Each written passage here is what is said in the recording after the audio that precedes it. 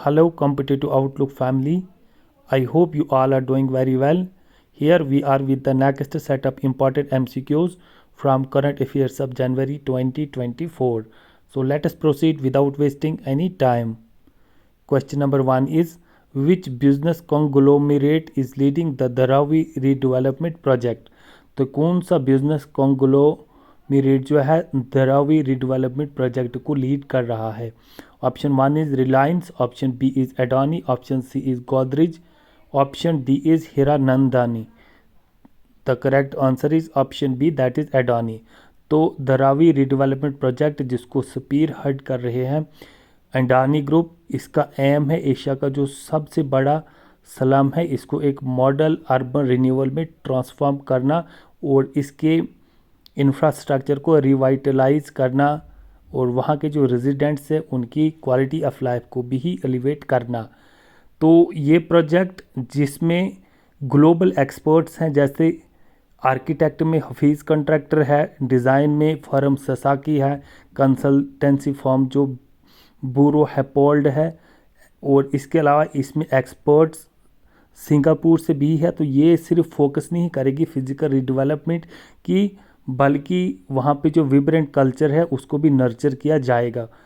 तो प्रोजेक्ट का गोल जो है वो क्रिएट करना है sustainable integrated live work play environment जो रेस्पेक्ट और इन्हांस करेगा वहाँ की जो लोकल कम्युनिटी है उसकी लाइफ, और एक ग्लोबल बेंचमार्क को सेट किया जाएगा equitable urban hosting and development का.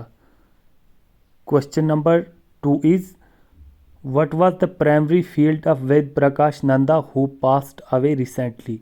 तो वेद प्रकाश नंदा जो हाल ही में जिनकी वृद्धि हो गई, तो उनका जो प्राइमरी फील्ड था वो क्या है था? क्वेश्चन ये ऑप्शन ए है एग्रीकल्चर, ऑप्शन बी है इन्वायरमेंट प्रोटेक्शन, ऑप्शन सी है इंटरनेशनल लॉ और ऑप्शन डी है ह्यूमन राइट्स. तो करेक्ट आंसर है option c, that is international law. तो वेद प्रकाश नंदा जिन्होंने पद्म भूषण अवार्ड 20 मार्च 2018 को रिसीव किया लिटरेचर और एजुकेशन में, तो उनकी मृत्यु जनवरी 1 2024 को हुई. वो एक एस्टीमेड प्रोफेसर थे इंटरनेशनल लॉ के यूनिवर्सिटी ऑफ डेनवर कोलोराडो में. तो इससे इंडिकेट होता है कि उसका प्राइमरी एकेडमिक एक्सपर्टाइज जो वो इंटरनेशनल लॉ में था.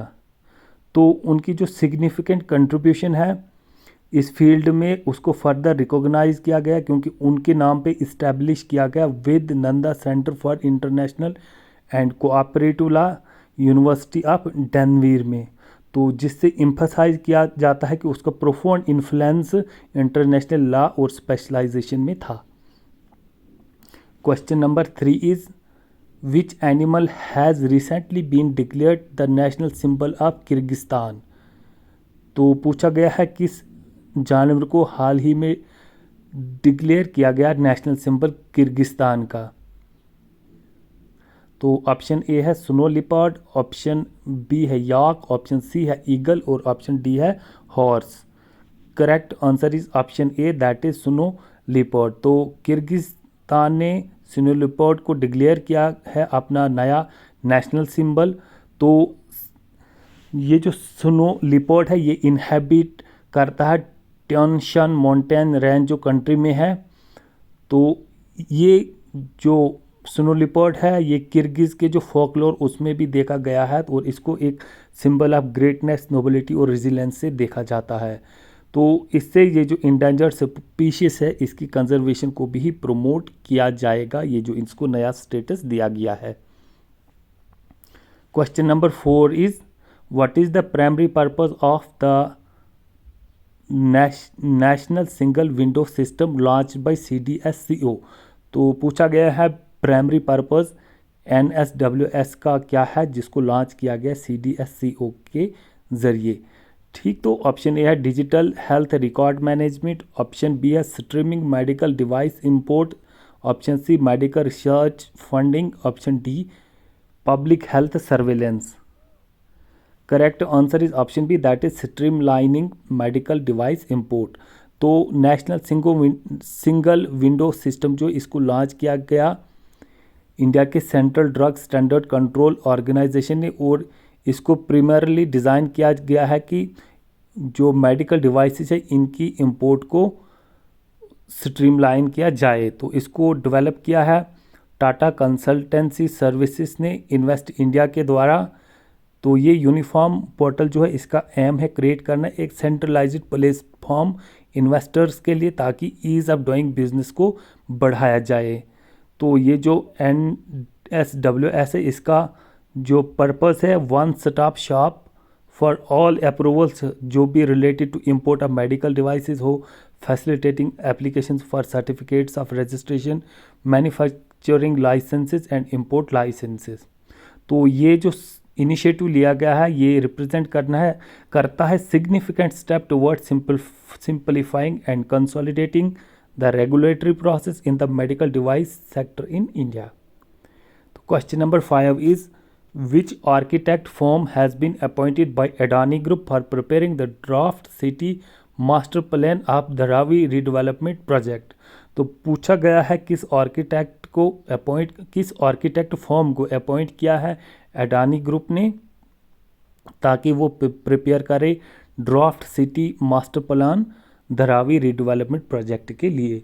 ऑप्शन ए है मेक आर्किटेक्ट्स, ऑप्शन बी है HCP डिज़ाइन, ऑप्शन सी है हफीज़ कंट्रैक्टर, ऑप्शन डी है architecture discipline. Correct answer is option c, that is Hafeez Contractor. तो अडानी जो ग्रुप है उन्होंने अपॉइंट किया है हफीज़ कंट्रैक्टर को एज ए आर्किटेक्ट, और वो सिटी जो प्लानिंग फॉर्म है for charting out the draft redevelopment plan for Dharavi project along with US form Sasaki और बुरू हैपोल्ड। तो इस कॉन्ट्रैक्टर को जाना जाता है स्लम रिहेबिलिटेशन और सोशल हाउसिंग प्रोजेक्ट्स के लिए, जिसमें जो क्वालिटी ऑफ लाइफ जो है उसको इम्प्रूव किया जाए। तो I hope you like these important MCQs related to current affairs of January 2024. If you find it helpful, do like, subscribe and share it. Also don't forget to hit the bell icon so that every update of this channel reaches you at the earliest. And also we would love to hear from any feedback and suggestion related to the composition of this content. Thank you. Have a nice day.